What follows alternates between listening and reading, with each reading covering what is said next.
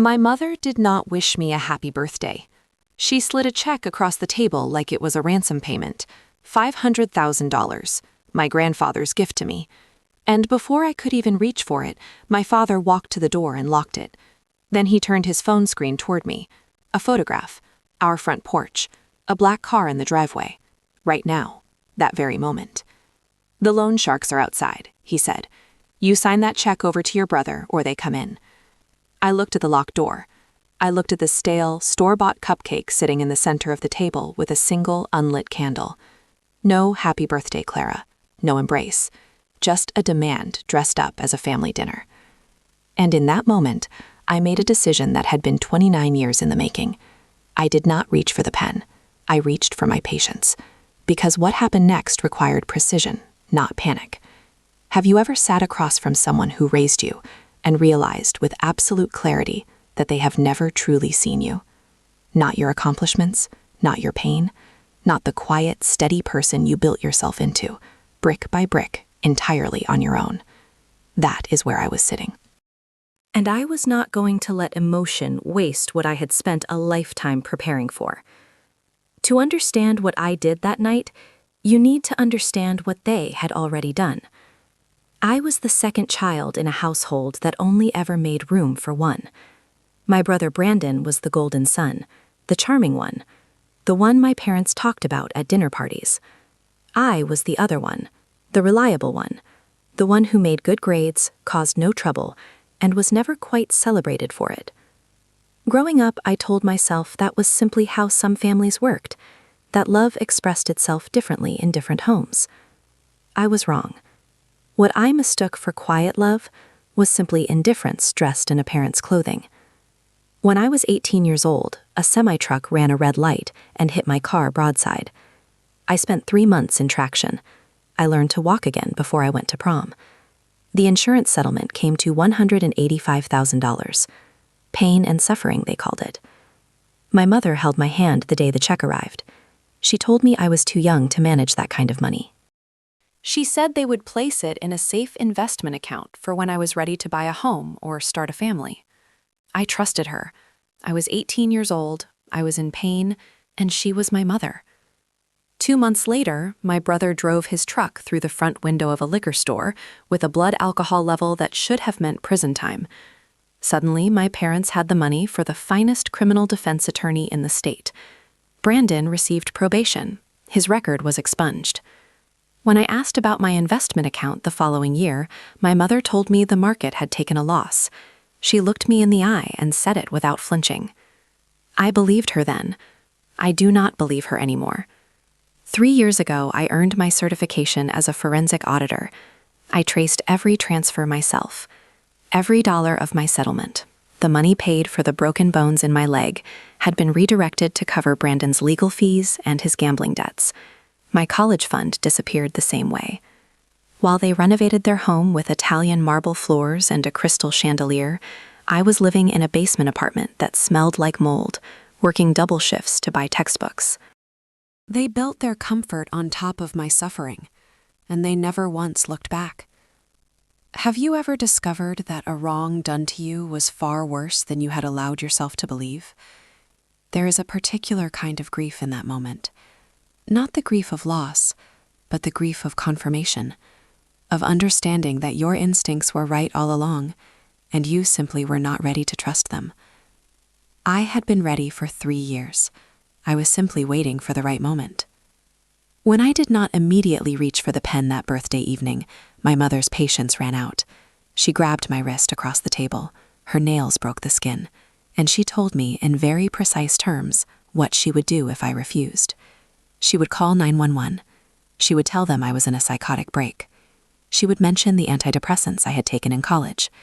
She would file for an emergency conservatorship and have me declared incompetent to manage my own affairs. A forensic auditor with a mental health flag on her record loses her license, loses her clearance, is finished. She was willing to destroy the only thing I had ever built for myself in order to keep the money flowing to her son. With that threat, the last trace of doubt I had about what I was going to do simply dissolved. I let a slow, steady calm move through me. I am a forensic auditor. My entire career is built on one principle. When someone shows you a discrepancy, you do not react. You investigate, you document, and then you act with the full force of what you know. You are right, I said to my mother, keeping my voice as smooth and even as still water. Family comes first. Let us get this done. I told them the check could not simply be signed over. A transfer of that size would trigger an automatic bank review, freezing the funds for days. The long sharks, I explained, could not wait that long. What we needed, I said, was to restructure the asset, move the property into a holding company tonight, under a corporate acquisition code, so the money could transfer as a legitimate business transaction. It would make them judgment-proof, untouchable. I watched my father's eyes. I could see the moment greed overtook suspicion. I told them I had already booked an emergency remote notary session through a corporate service I used for hostile takeovers. We had 18 minutes before the window closed. I mentioned anti-money laundering regulations. I said the words asset liquidity exchange and blind trust shell and equity shielding with the exact cadence of someone who handles these transactions every single week. They did not understand a word of it, but they nodded, because greed, combined with fear, is the most exploitable combination of emotions that exists. They were not thinking clearly. They were thinking about the black car in the driveway, which was not there. They were thinking about loan sharks, who were not coming. I had invented all of it. There was no black car. There was no emergency notary slot with a closing window. There was only a standard remote notary service I had booked for $50 and a holding company I had incorporated 3 months earlier, waiting precisely for this night. The company was called Veritoss Holdings. Veritoss, from the Latin. It means truth. The notary appeared on screen. My father's hand hovered over the trackpad.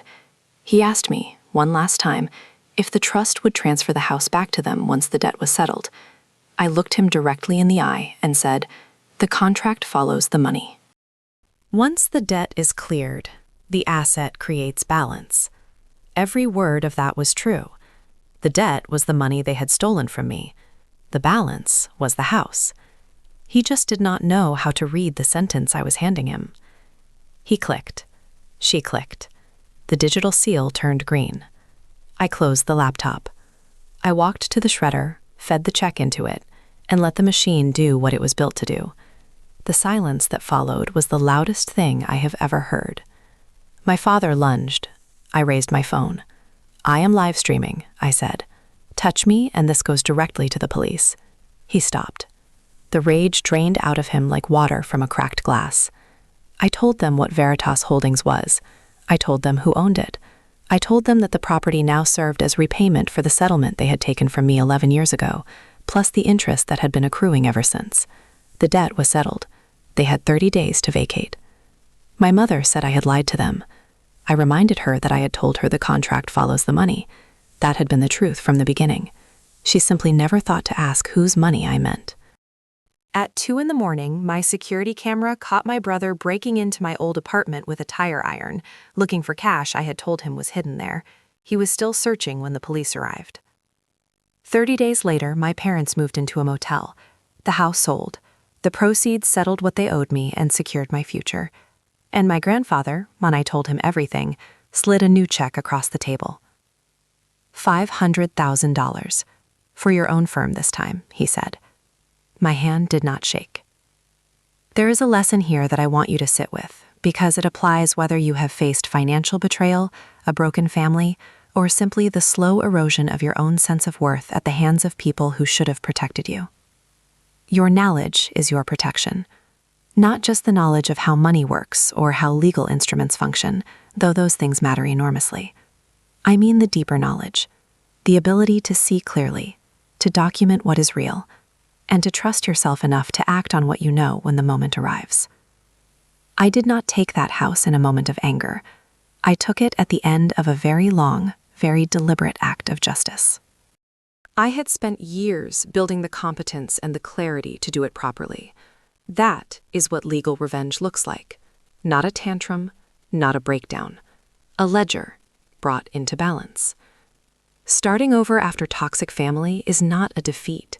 It is a correction. You are not walking away. You are walking toward something that was always yours. I burned the bridge so the demons could not follow. And for the first time in 29 years, I finally had a birthday worth remembering.